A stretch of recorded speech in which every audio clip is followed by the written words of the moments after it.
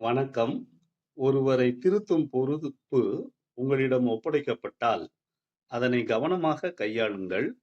உண்மையை பேசுகிறேன், வெளிப்படையாக பேசுகிறேன், பேர்வழி என்று அதிக பிரசங்கியாக இருக்காதீர்கள். தொடர்ச்சியான நேர்மறையான ஆலோசனை அடுத்தவரை மனமடிவாக்கும். ஒருவர் எப்பொழுது திருந்துவார் என்றால், ஆலோசனை கொடுப்பவர் மேல் நம்பிக்கை பிறக்க வேண்டும். டேல் கார்னிகே என்ற அறிஞர் இவ்வாறு கூறுகிறார்: குறை கூறுதல் ஒருவரது சுய கௌரவத்தை பாதிக்கும், அது விரும்பத்தக்க மாற்றத்தை ஏற்படுத்தாது என்கிறார். இதையேதான் நாம் கலாத்தியர் 6:1 பார்க்கிறோம். ஒருவரை சீர்பொருந்த வைக்க வேண்டுமென்றால் நாம் கரிசனையோடு ஆலோசனையை வழங்க வேண்டும்.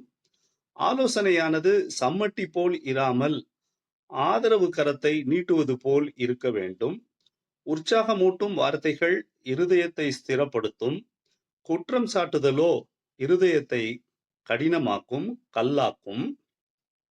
ஆதலால் ஆலோசனை வார்த்தைகளை கரிசனையோடு உபயோகித்தால் ஒரு நம்பிக்கை பிறக்கும், விரும்பிய மாற்றத்தை அது விளைவிக்கும்.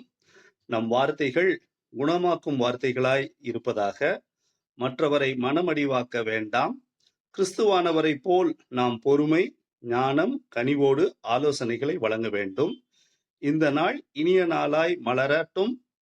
எண்ணம் வடிவம் ஆங்கிலத்தில் திருமதி அன்னா ரஞ்சித் அவர்கள். வாழ்க